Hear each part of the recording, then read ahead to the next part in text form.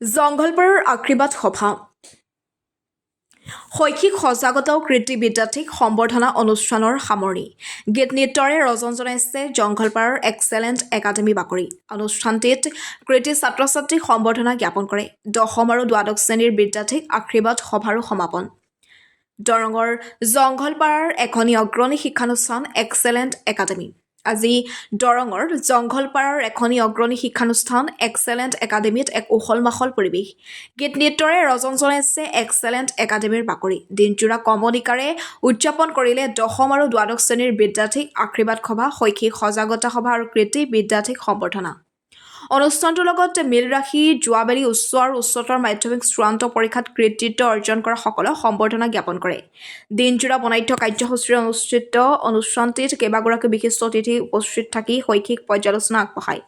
বৃহত্তৰ পূব দৰং অঞ্চলৰ শৈক্ষিক ক্ষেত্ৰত বৃহৎ অৰিহণা যোগাইছে এই এক্সেলেণ্ট একাডেমীয়ে অনুষ্ঠানটিত গোৱালপাৰা মহাবিদ্যালয়ৰ সহকাৰী অধ্যাপিকা ডক্টৰ জ্ঞানশ্ৰী বৰা ওদালগুৰি জিলা শিক্ষা আৰু প্ৰশিক্ষণ প্ৰতিষ্ঠানৰ প্ৰবক্তা আব্দুল ৱাহাব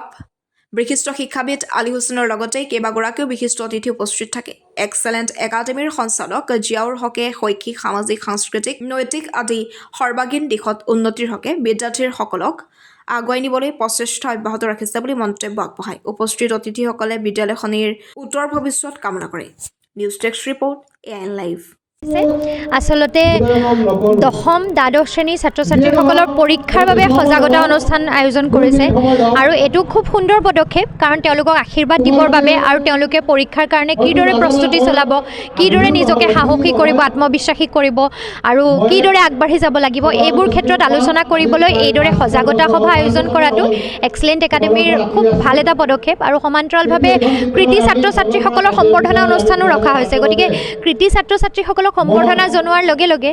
যিসকল আগন্তুক পৰীক্ষাৰ বাবে প্ৰস্তুতি চলাই আছে তেওঁলোকেও এটা বেছি উৎসাহ পাব যে আমিও যদি ভাল ৰিজাল্ট কৰোঁ আমাকো এইদৰে সম্বৰ্ধনা জনোৱা হ'ব গতিকে মই ভাবোঁ যে বিদ্যালয় পৰিচালনা সমিতিৰ তৰফৰ পৰা আৰু সমূহ পৰিয়ালটোৰ তৰফৰ পৰা এইটো এটা অতি ভাল পদক্ষেপ ছাত্ৰ ছাত্ৰীসকলক দেখি যথেষ্ট ভাল লাগিছে তেওঁলোকে যথেষ্ট উৎসাহেৰে ইয়াৰ অনুষ্ঠানত অংশগ্ৰহণ কৰিছে আৰু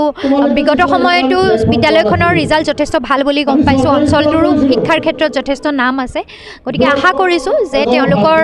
আহিব লগা দিনবোৰ সুখৰ হওক তেওঁলোকৰ সফলতাৰ হওক আৰু যিদৰে তেওঁলোকে জীৱনত আগবাঢ়ি যোৱাৰ সপোন দেখিছে তেনেদৰে আগবাঢ়ি যাওক আচলতে আমি কওঁ নহয় যে বুঢ়া বাঁহডাল আমি ভাঁজ দিব নোৱাৰোঁ বাঁহডাল যদি ভাঁজ দিব লাগে লেকেচি হৈ থাকোঁতে অৰ্থাৎ সৰু হৈ থাকোঁতে ভাঁজ দিব লাগিব সমাজ এখন পৰিৱৰ্তন কৰিবৰ বাবেও কথাটো ঠিক তেনেকুৱাই ডাঙৰ হোৱা মানুহ এজনক আমি বহুত কথা কৈ সমাজ পৰিৱৰ্তন কৰিব নোৱাৰোঁ কিন্তু উঠি অহা প্ৰজন্মটোক আমি যদি প্ৰগতি উন্নতিৰ কথা কওঁ তেতিয়াহ'লে সঁচা অৰ্থত আজিৰ ছাত্ৰ কাইলৈ দেশৰ ভৱিষ্যত গতিকে ছাত্ৰ ছাত্ৰীসকলক আমি বাট দেখুৱাটোৱে মই এগৰাকী শিক্ষক হিচাপে বা আজি সমাজৰ প্ৰত্যেকজন শিক্ষক আৰু অভিভাৱকৰ প্ৰধান দায়িত্ব হ'ল যে ছাত্ৰ ছাত্ৰীক শুদ্ধ বাটটো আমি দেখুৱাই দিয়া তেওঁলোক আজিকালি সামাজিক মাধ্যম ইণ্টাৰনেটৰ যুগ পটককৈ ল'ৰা ছোৱালীৰ মন ডাইভাৰ্ট হয় ইনষ্টা ৰিলছ এইবোৰ চাই থাকোঁতে তেওঁলোকে বহু সময়ত পঢ়াৰ পৰা আঁতৰি যায় গতিকে আমি প্ৰত্যেকেই চেষ্টা কৰিব লাগিব যে তেওঁলোকে সেইখিনিতো থাকিবই কিন্তু সমান্তৰালকৈ পৰীক্ষাৰ সময়বোৰত যাতে তেওঁলোক এইবোৰৰ পৰা আঁতৰি থাকিব পাৰে নিজক মানসিকভাৱে দৃঢ় কৰি লৈ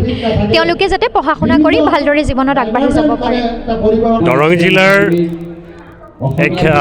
বিখ্যাত ঠাই বুলি ক'ব লাগিব কাৰণ এই ঠাইৰ পৰাই অসমৰ মাধ্যম আন্দোলনত মুজাম্মেল হক ডাঙৰীয়াৰ লগতে জহুৰ আলী আৰু উমৰ আলী ডাঙৰীয়া শ্বহীদ হৈছিল এই শ্বহীদসকলক স্মৰণ কৰি আজিৰ দুটামান কথা ক'বলৈ ওলাইছোঁ যে আমাৰ এই অঞ্চলৰ পৰা যিসকল যুৱক যুৱতী ছাত্ৰ ছাত্ৰীয়ে ভৱিষ্যতৰ কাৰণে তেখেতসকলৰ শিক্ষাৰ জৰিয়তে নিজক প্ৰতিষ্ঠাৰ বাবে এক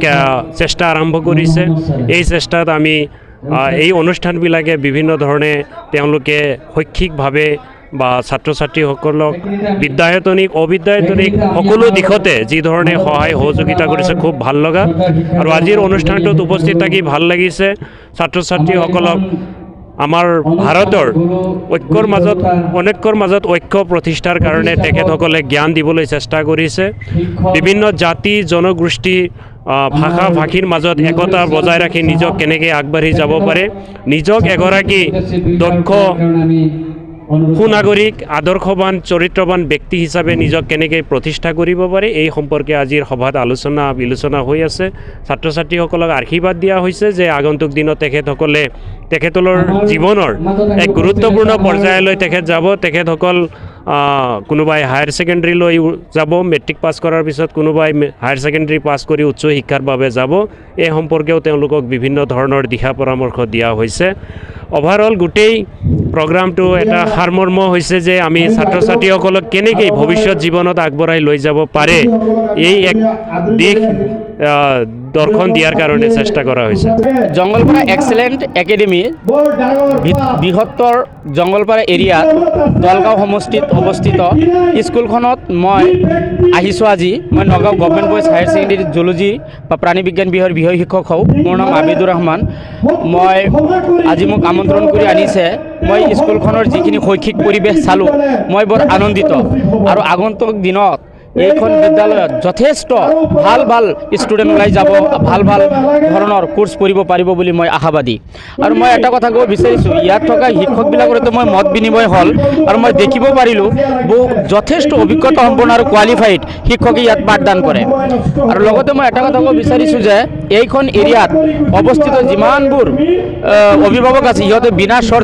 চিন্তাই, বিনা দ্বিধাই সিহঁতে কি কৰিব পাৰে, সিহঁতৰ সন্তানক এইখন বিদ্যালয়ত নামভৰ্তি কৰাই দিব পাৰে। আৰু সিহঁতৰ যিটো মই এৰেঞ্জমেণ্ট চালোঁ, ডিচিপ্লিন চালোঁ, মই যথেষ্ট সুখী হৈছোঁ। আৰু সিহঁতৰ ভৱিষ্যত জীৱন উন্নতিৰ কাৰণে আৰু বিদ্যালয়খনৰ সৰ্বাংগীন উন্নয়নৰ কাৰণে মই কামনা কৰিলোঁ। মই যিহেতু আজিৰ শিশু কালিৰ ভৱিষ্যত, মই এটা কথাই ক'ব বিচাৰিছোঁ, ইয়াত শিশু আহিলে নিশ্চিত কালিৰ ভৱিষ্যত হ'বই।